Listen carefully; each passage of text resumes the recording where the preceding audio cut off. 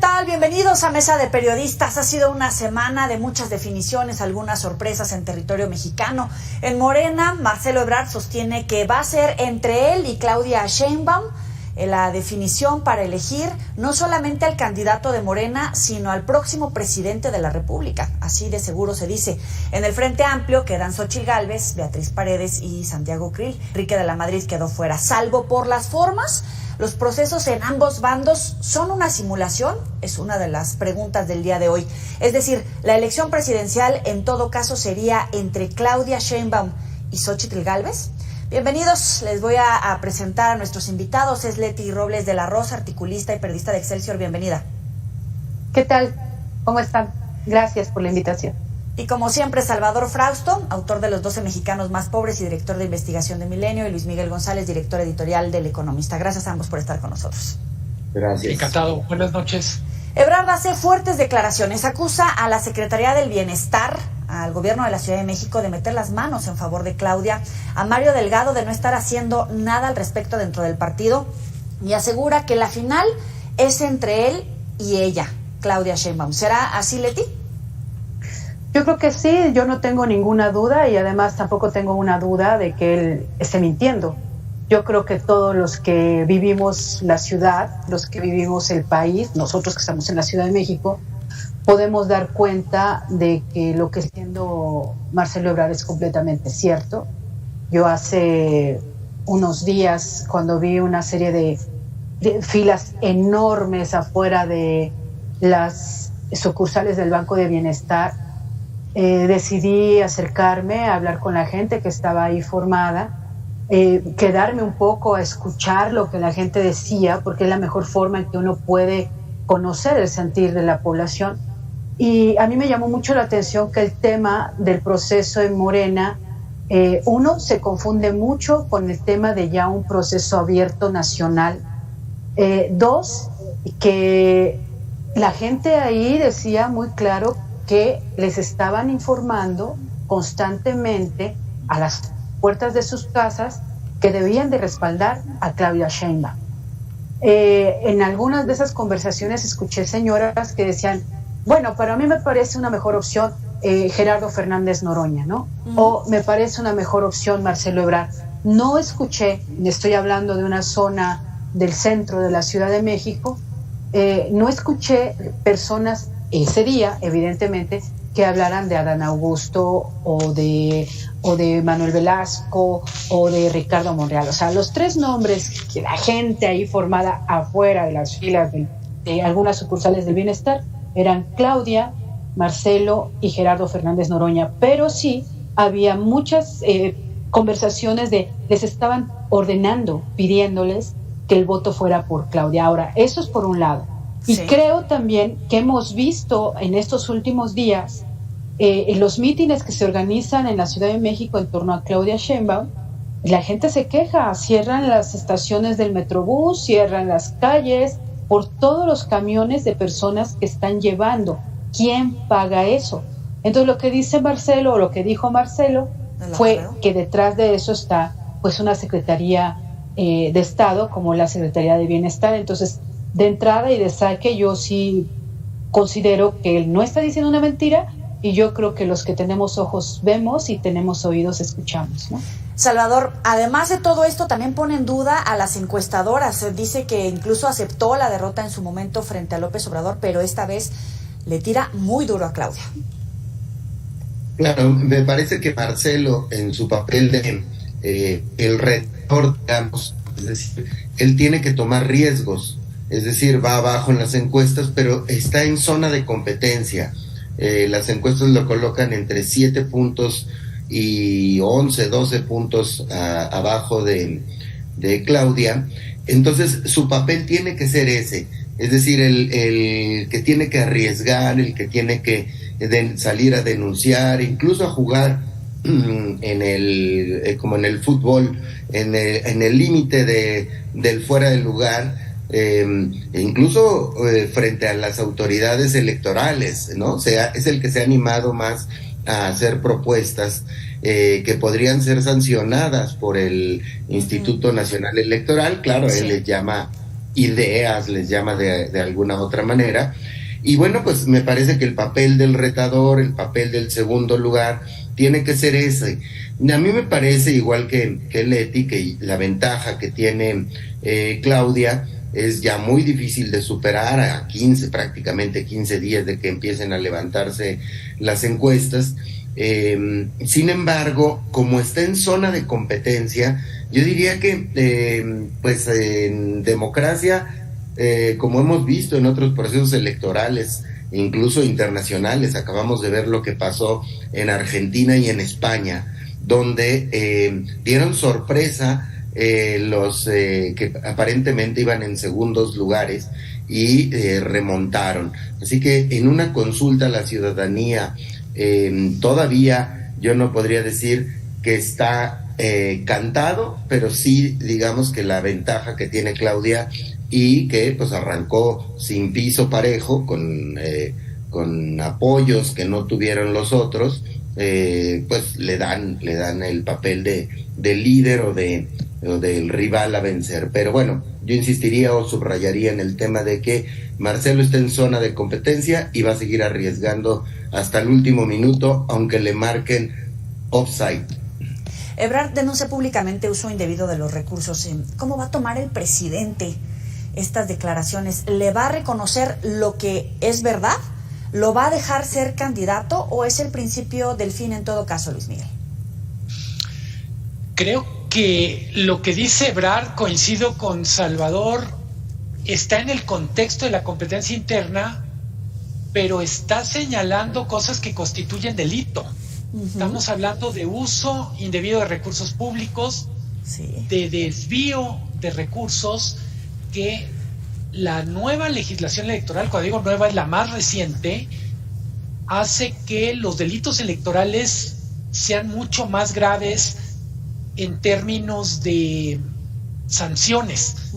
En algunos casos los delitos electorales ya son penales. Esa es una de las razones por las que el Bronco en Monterrey está en la cárcel. En ese sentido me parece, en tu pregunta de alguna manera está implícito qué tanto es parte de la competencia y qué tanto está saliendo ya del cajón. Yo lo que creo es que lo que pone Ebrard en manos de las autoridades es una denuncia. Tendría que presentar pruebas, porque no es nomás decir, bueno, es que yo lo digo porque estoy retando a quien va arriba en las encuestas. La otra parte del argumento de Ebrard que me parece que tenemos que hacer una pausa, la democracia mexicana parecería secuestrada por las encuestadoras. Es el papel que están jugando las encuestadoras va más allá de tomar el pulso de lo que la gente piensa. Se vuelven, pienso en películas de ciencia ficción, se vuelven como una especie de oráculo al que se consulta para ver al futuro, pero tiene poder para determinarlo. Cuando decimos, no solo lo dice Ebrard, es qué cartas tienen las encuestas, las encuestadoras que las hacen, para justificar que están hechas bien, que no están cuchareadas, qué tan transparentes son sobre quién patrocina. La verdad es que nos quedan debiendo. Hay que recordar, las dos opciones que nos van a entregar candidatos a la presidencia van a elegir por encuesta. Tanto de uno o de otro lado. Oye, pero es bien cierto. Se dio cuenta de la pólvora que le estaba echando al proceso, porque hablar del uso de los recursos públicos efectivamente pues pone ahí en jaque. Fue sin querer queriendo, tenía esa jiribilla, puede dinamitar el proceso hacia el interior y pues por supuesto también dónde van a quedar las autoridades electorales, Leti. Pues mire, yo creo, coincido completamente con Luis Miguel. Me parece que Marcelo Ebrard está hablando ya de delitos que desde el año 2019 son considerados graves y que implican prisión preventiva oficiosa, ¿sí? Entonces, está en la Constitución, por supuesto, artículo 19, donde los delitos electorales, el uso de recursos públicos para campañas políticas es un delito grave. Pero me parece que no hay mayor daño y no va a haber mayor daño, porque Marcelo Ebrard sabe perfectamente bien que la Fiscalía General de la República no va a proceder nunca contra Claudia Sheinbaum. Por supuesto que jamás la FEPADE va a abrir una carpeta de investigación para el caso de un posible delito. Entonces yo creo que es un asunto mediático. Me parece, como dice Salvador, está jugando al límite de la línea de fuera de lugar, ¿sí? Y a veces se le pasa hasta la punta del pie en el fuera de lugar, pensando en que un segundo lugar más activo, más del estilo de este Morena 2018 que estaba, que impugnaba al que estaba en el poder, le pueda dar mayores puntos e incluso el triunfo. Pero entonces, me parece que es un golpe controlado. ¿Coincides, Salvador? Literalmente revolcando a la autoridad electoral, a cualquier autoridad. Es que tendríamos que ver pruebas. Me parece como, digamos, la presunción de culpabilidad podría ser, como dice Leti, tenemos ojos y tenemos oídos y pero tendríamos que ver pruebas para poder hablar de que se están cometiendo delitos. Y también coincido también con Leti en el sentido de, pues no, si hubiera delitos bajo las condiciones políticas actuales, no creo que se persiguieran esos delitos. En todo caso, el poder de las encuestas, como dice Luis Miguel, es muy grande, pero las encuestas han fallado. Entonces, me parece que hay que mirar con mucho cuidado lo que va a ocurrir en las dos contiendas. La del frente opositor me parece interesantísima y ahí me parece que hay más sorpresas. Vamos a hacer una muy breve pausa, pero les dejo esta pregunta. Luis Miguel, empezaría al volver del corte contigo. Si efectivamente las autoridades electorales quedan rebasadas, revolcadas, tienen que ver para otro lado, tanto del lado de Morena como del lado del frente. Vamos a una pausa, volvemos. Continuamos en Mesa de Periodistas. Luis Miguel, vuelvo contigo. ¿Dónde quedan las autoridades electorales, tanto en el proceso de Morena como en el proceso del Frente Amplio? Por lo pronto han hecho un papel más bien decorativo, y por decirlo de una manera, no es una decoración que embellezca el escenario, sino todo lo contrario. Quedaron rebasadas cuando aparece esta figura que son pre-campañas con primarias, etcétera.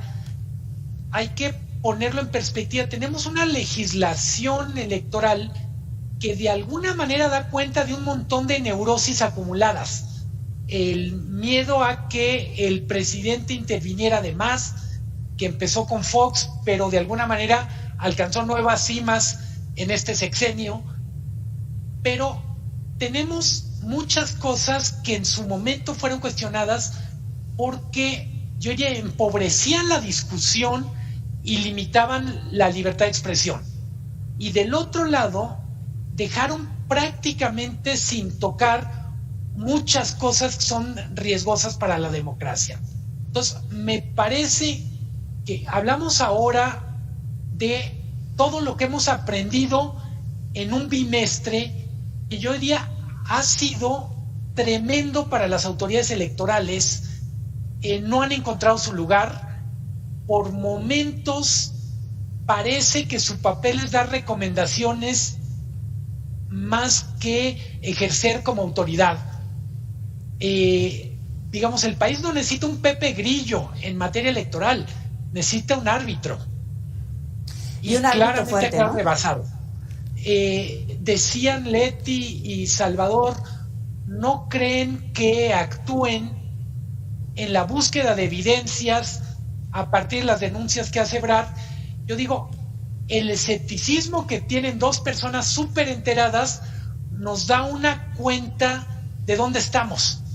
Que no creamos que van a actuar Digo, no estamos hablando, yo la semana pasada me burlaba de las denuncias de Jorge Preciado, que decía, bueno, es un actor menor en esta tragicomedia, pero Ebrard es un protagonista con información privilegiada, con información de primera mano.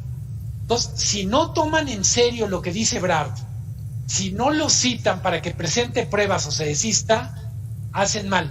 Si no toman las declaraciones de Ebrard como un indicio al que le tienen que dar seguimiento, investigar, hacen mal. Si se mueven mal y se quedan quietos también. Claro, porque ahí les cae el presidente, pero al final está de fondo la elección. Si hoy las autoridades electorales no dan el ancho, ¿qué va a pasar en la elección, en las impugnaciones, la legitimidad de quien resulte ganador? Una transición incluso pacífica. Salvador. Bueno, a mí me parece que necesitamos urgentemente una reforma electoral, que las reglas electorales actuales son muy restrictivas. Si se aplicaran, tendrías que descalificar a todos, es decir, a Xochitl Gálvez, ¿Sí? a Marcelo Ebrard, a Claudia. Es decir, si aplicara las reglas como están, habría ya que descalificarlos. Y yo preferiría unas reglas electorales mucho más laxas. A mí no me parece grave que el presidente exprese sus opiniones y se le prohíba al presidente expresar sus ideas políticas y se permita que los gobernadores de oposición, los líderes de los partidos, los empresarios insulten a Claudia Sheinbaum. Hicimos un ejercicio en Milenio estadístico con las herramientas que ahora ofrece Google, y Claudia Sheinbaum recibe 6 veces más insultos machistas que Xochitl Gálvez.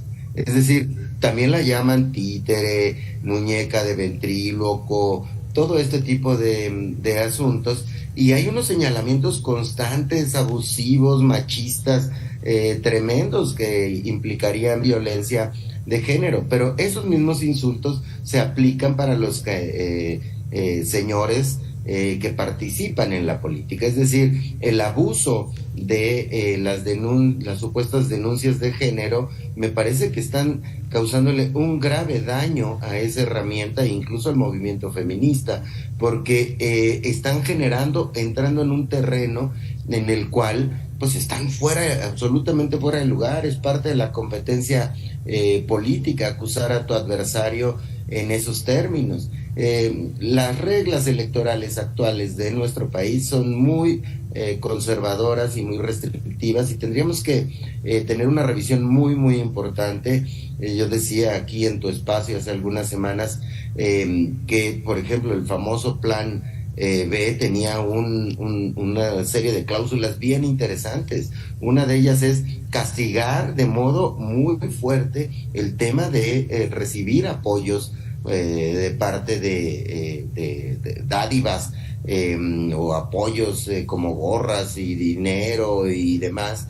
Eso se podía castigar de manera importante. Ahorita no tiene herramientas la autoridad electoral para castigar los verdaderos delitos o los verdaderos asuntos que afectan la contienda electoral.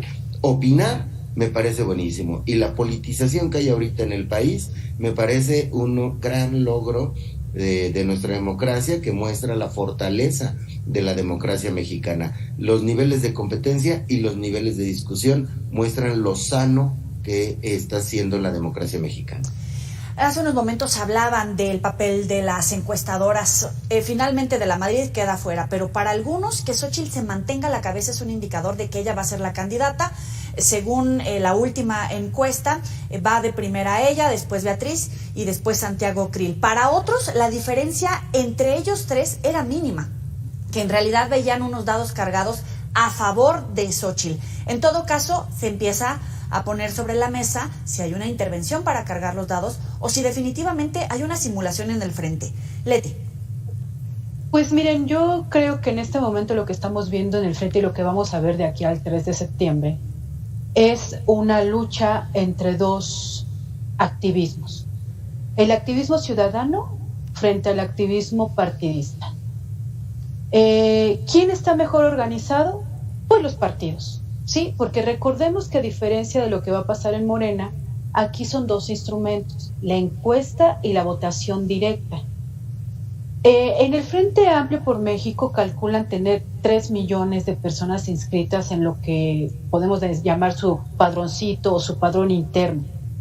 Habría que ver cuántos de esos van a ser panistas, cuántos de esos priistas, y pueda que la votación priista pueda llevar a Beatriz Paredes a niveles de ganar la aspiración, porque hay 2 millones de priistas. 2 millones de priistas que van, si se inscriben todos, van a tener derecho a votar y a través del voto pueden catapultar a Beatriz Paredes. Los panistas tienen una estructura muchísimo más pequeña, pero tienen muchos simpatizantes en el país. No se afilian al PAN, pero sí votan por el PAN. Y ahí Krill también puede tener una base importante. Ahora, Xóchitl, ya está demostrado estadísticamente, su base fundamental son los ciudadanos sin partido. Aquí habría que ver qué va a pasar entre hoy, bueno, en estos últimos días, que cierra el periodo de inscripción para poder votar, a ver si tantos ciudadanos o tantos militantes se van a inscribir. Creo que ahí puede haber señales de sorpresas, de cosas que ahorita no estamos viendo. Salvador, ¿y quién, independientemente de estos datos, de esta suma que puede poner el PRI, como dice Leti, en realidad, ¿quién puede ganarle a Morena si es que existe esa posibilidad? Ya Marcelo decía, ¿no? No solamente nos estamos jugando quién es el representante de la Cuarta Transformación, sino quién puede ser el presidente de acuerdo a los números que las encuestadoras dan el día de hoy de Morena frente al frente opositor, valga la redundancia. Bueno, según la última encuesta del Financiero, están igualitos, los baja Beatriz, tiene un punto menos que Xóchitl compitiendo contra Claudia. Incluso Krill tiene, creo que 2 puntos abajito de Xóchitl compitiendo contra. Y ha sido acusada la encuesta del Financiero, que a mí me parecen encuestas en lo general serias, pero ha sido acusada por algunos de que está cuchareada a favor de la oposición. Pero bueno, a mí lo que me parece más interesante de lo del frente es la emergencia de Beatriz Paredes, un poco en el sentido de lo que se está comentando aquí en la mesa. Veamos cuántos tuvo. Beatriz tuvo un montón de votos de parte de su partido en las firmas. Las firmas que le aportó el PRI son muchísimas, casi iguales que las firmas que tuvo de los ciudadanos que se metieron a la plataforma. En cambio, la proporción de panistas que apoyaron a Xóchitl Gálvez es muy pequeña, son 90,000 frente a 400 y cacho de ciudadanos. Yo no tengo duda de que Xóchitl gana la encuesta, pero la encuesta vale el 50%. Si el PRI afilia a todos sus militantes y salen a votar a las mesas de votación, puede ganar Beatriz la elección en mesas de votación. Ahora, siendo más mal pensados, vamos a suponer que Morena moviliza a sus morenistas no afiliados a Morena y van y votan por Beatriz. Podemos tener el escenario en el cual Beatriz gana las mesas de votación frente a Xóchitl ganando la encuesta, y ahí pueden reventarle la elección a Xóchitl, sobre todo porque no parece tener el respaldo del PAN. Es más, Krill tiene más apoyos panistas, tiene más o menos poco más de 100,000 panistas acudieron a firmar en favor de Santiago Krill. A Xóchitl están viendo muy mal empresarios y los sectores conservadores del PAN. Luis Miguel, para cerrar. Me gusta mucho lo que plantea Leti en el caso del frente, es la movilización ciudadana frente a la movilización de los partidos. En cualquier caso, si Xóchitl quiere ser presidenta, tiene que ser capaz de derrotar a Beatriz Paredes y a Santiago Krill y luego sumarlos. Es complicado, pero es el primer reto. Si no pudiera con ese, es que no tiene nada que hacer en la siguiente. Y yo discreparía de lo que dice Ebrard en el sentido, esto no está decidido, falta faltan muchos meses, faltan muchas cosas por pasar. Me parece que dar por hecho que ya ganó Morena es hacer una caricatura de lo que es la realidad del país y es sobrevalorar lo que las encuestas nos están diciendo aquí y ahora. Leti Robles de la Rosa, articulista y periodista de Excelsior, Salvador Frausto, director de investigación de Milenio, Luis Miguel González, director editorial del Economista. Gracias a los tres por estar aquí con nosotros. Muchas gracias a ti. Hasta pronto. Nos vemos la próxima semana aquí en Mesa de Periodistas. Pásela bien.